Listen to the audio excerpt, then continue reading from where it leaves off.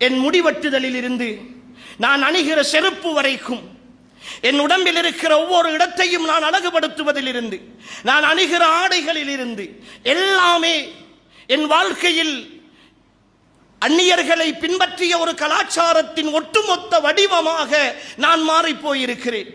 என் வீட்டில் நடக்கிற ஒவ்வொரு நிகழ்வும் அல்லாஹ்வுக்கு மாற்றமான நிகழ்வுகளாகவே இருக்கின்றன. என் திருமணம் பள்ளிவாசலில் நடக்கிற அக்து என்று சொல்லுகிற அந்த திருமண ஒப்பந்தத்தை தவிர மற்ற எல்லாமே இஸ்லாத்தை விட்டும் தூரமான திருமணங்கள் தான். என் கொடுக்கல் வாங்கல் ஒரு சில விஷயங்களில் நான் இஸ்லாத்தை பேணுகிறேன்.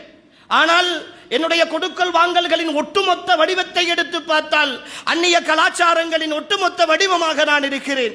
என் வீட்டில் இருக்கிற மனைவி, நான் வளர்க்கிற பிள்ளைகள், என்னுடைய உறவுகள் எல்லோருடைய வாழ்க்கையும் அப்படி கொஞ்சம் கொஞ்சம் தடுமாறி போய் கொண்டிருக்கிற இந்த சூழலில் தான்